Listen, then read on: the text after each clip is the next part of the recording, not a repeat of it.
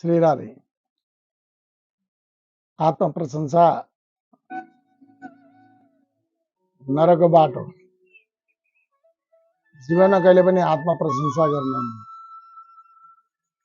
आत्म प्रशंसा गर्नाले आफूले गरिएका सम्पूर्ण सुकृतहरू नष्ट भएर जान्छ। कतिपय व्यक्तिहरूको बानी हुन्छ, आदत बनेको हुन्छ, अरूको सुन्नु त परै जास आफ्नै आत्मकथा सुनाइरहेका हुन्छन्। अज्ञानीले आफ्नो आत्मकथा सुनाउनु त स्वाभाविक हो, तर कहिलेकाहीँ ज्ञानवान व्यक्ति पनि आफ्नै आत्मकथा सुनाउन लागेका हुन्छन्। अरू त अरू कहिलेकाहीँ त यहाँसम्म देखिन्छ, बडा बडा मञ्चमा बसेर भन्छन्, बडा बडा व्यास गद्दीमा बसेर पनि त्यत्रो बडा ज्ञानी ध्यानी व्यासका वक्ता पनि आफ्नै कथा सुनाइरहेका हुन्छन्। सुन्न बसेका थिए भागवतको कथा सुनाउन, रामायण सुनाउन, सत्सङ्ग सुनाउन बसेका सत्सङ्गका कुरा चाहिँ कम हुन्छन् अनि आत्मकथाका कुराहरू धेरै हुने गर्छन्। या त आत्मकथा या त अर्काको निन्दा स्तुति, त्यसैमा मान्छेको जीवन बितिरहेको हुन्छ। जीवनमा सबैभन्दा त्याग्नुपर्ने कुरै यिनै हुन्, आत्म प्रशंसा र निन्दा स्तुति।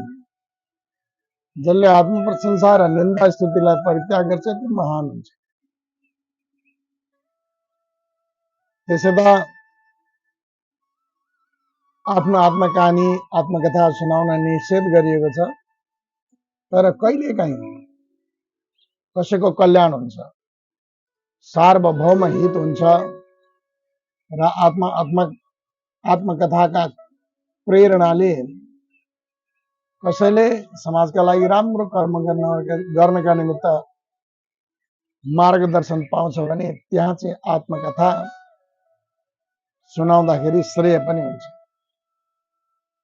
प्राय विद्वानजन ज्ञानीजन आफ्नो आत्मकथा सुनाउँदैनन्, तर जहाँ आफ्नो आत्मकथा सुनाउँदाखेरि कसैको कल्याण हुने देखिन्छ भने त्यहाँ ज्ञानवर्धनका निमित्त, ज्ञान बढाउनका निमित्त, उसको मनको अन्धकारलाई मेटाउनका निमित्त, सामनेवालालाई साहस र उत्साह दिनका निमित्त आत्मकथा दिन पनि आवश्यकता छ, सुनाउन पनि आवश्यकता छ। जस्तो श्रीमद् भागवतका प्रसङ्गमा हुन्छ, नारदजीले आफ्नो आत्मकथा वेदव्यास भगवानलाई सुनाउनु भएको छ। म यसरी पूर्व जन्ममा दासी पुत्र थिएँ, यस्तो यस्तो यस्तो, यसरी मैले भगवानलाई प्राप्त गरेँ, आज म यो अवस्थामा छु भनेर आत्मकथालाई विस्तारपूर्वक सुनाउनु भएको छ। यहाँ नारदजीले दिएको आत्मकथाबाट वेदव्यासजीलाई ठुलो ज्ञानको उदय भएको छ। श्रम नगरी विषम अवस्थामा मनलाई शान्त नबनाई, तपस्या नगरी कुनै पनि पुरुषार्थ सिद्ध गर्न सकिन्न भन्ने ज्ञान नारदजीका आत्मकथाबाट वेदव्यासजीलाई प्राप्त भयो। त्यसैले यहाँ वेदव्यासजीले नारदजीको आत्मकथा सुनेर त्यति विज्ञान प्राप्त गर्नुभयो। ओहो, नारद जस्तो एउटा तल्लो वर्गमा जन्मिएको बालकले पनि साधना गरेर आज उच्चतम श्रेष्ठतम पदलाई प्राप्त गरेको छ भने मैले पनि साधना गरेँ भने मेरा मनका सन्देहहरू, मेरो मनको अशान्ति अवश्य मेट्छ भन्ने ज्ञानको उदय भयो र त्यही ज्ञानलाई आश्रय लिएर साधनाद्वारा अनि वेदव्यासले भगवत साक्षात्कार गराउने, मोक्ष प्रदान गर्ने दिव्य श्रीमद् भागवत जस्तो ग्रन्थको संरचना गर्ने। यहाँ नारदजीको आत्मकथा वेदव्यासजीका निमित्त प्रेरणाको स्रोत बन्यो। यो प्रेरणाका स्रोतले वेदव्यासजीले जगत कल्याणका निमित्त, लोक कल्याणका निमित्त एउटा लोक कल्याणकारी ग्रन्थ, मुमुक्षुहरूका निमित्त रसको साधन, परमहंस ऋषिहरूका निमित्त आश्रय रूपी दिव्य भगवानका लीलाले भरिएको, भगवानका सत चरित्रहरूले भरिएको दिव्य श्रीमद् भागवत जस्तो ग्रन्थको रचना गर्ने। तर आज चाहिँ हामी अरूलाई प्रेरणा दिने ध्येयले आत्मकथा भनिँदैन, आफू श्रेष्ठ कसरी हुन्छ। आफू श्रेष्ठता घोषणा गर्नका निमित्त आत्मकथा सुनाउने बानी बसेको छ मान्छे। सुन्छ कति कति वक्ताहरू पनि वक्तव्य मञ्चमै बसेर अनि म फलान ठाउँ गएको थिएँ, यस्तो भयो उस्तो भयो भनेर आफ्नै आत्म प्रशंसा र आत्मकथा सुनाएर समयलाई त्यसै बर्बाद पारिरहेको हुन्छ। आफ्नो घरको व्यवहारको कति कामलाई छोडेर गुरुजनहरूका सङ्गतबाट, सत्पुरुषहरूका सङ्गतबाट हाम्रो आत्मालाई काम लाग्ने, आत्मकल्याण हुने केही ज्ञानका कुराहरू सुन्न पाइन्छ भनेर सर्वस्व छोडेर श्रोता बनेर सुन्न बसेका हुन्छन्। सबै श्रोता मनोरञ्जनका लागि आएका हुँदैनन्, कति त आत्मरञ्जनका निमित्त आत्मज्ञानका लागि पनि आएका हुन्छन्। तिनीहरूलाई चाहिने खुराक पनि दिनुपर्छ।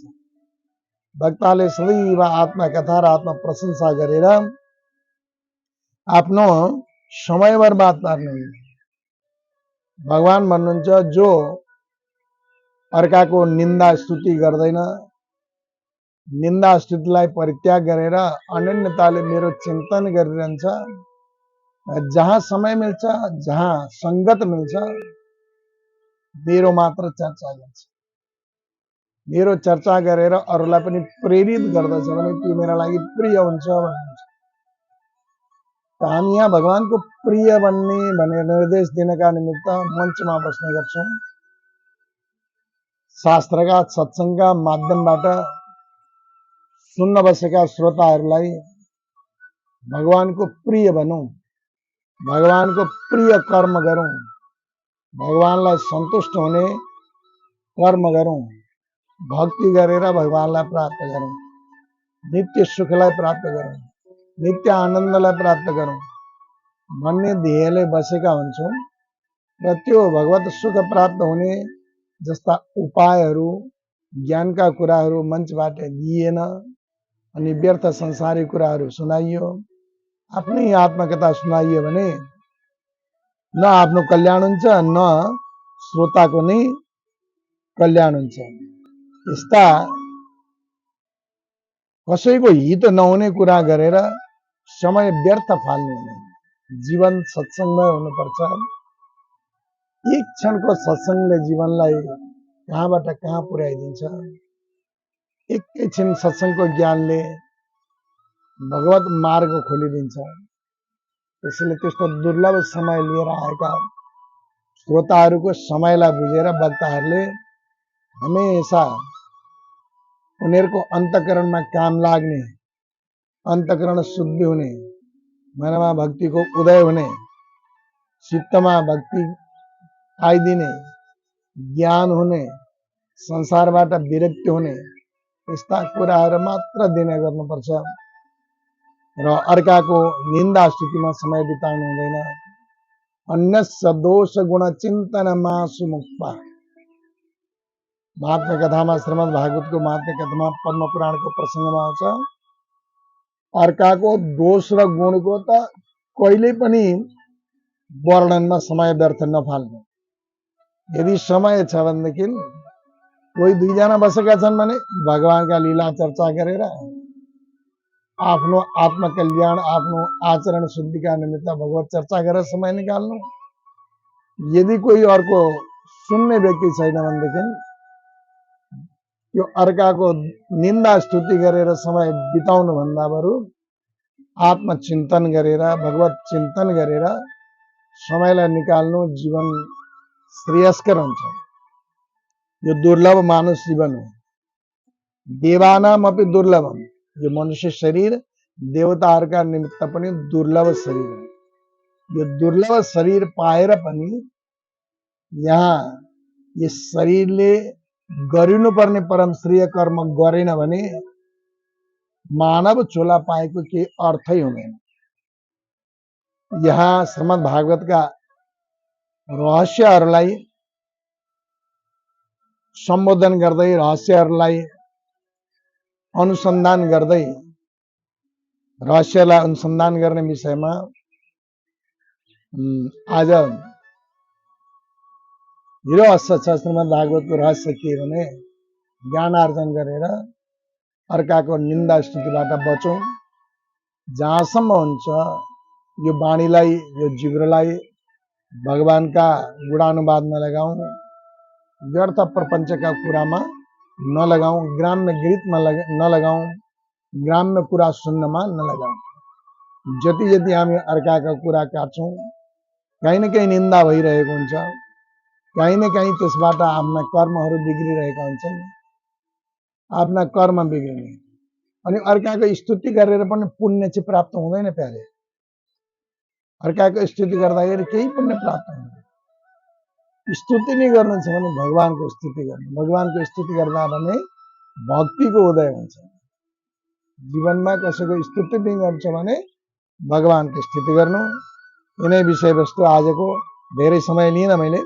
आज थोरै समयमा थोरै कुरो कि जहाँसम्म जीवनमा बच्न सकिन्छ अर्काको निन्दा स्तुतिबाट बचौँ, आत्म प्रशंसा नगरौँ, भगवानका लीलाको प्रशंसा गरौँ, भगवानकै चिन्तनमा जीवन बिताउँ भन्दै आजलाई जय श्रीमन्नारायण।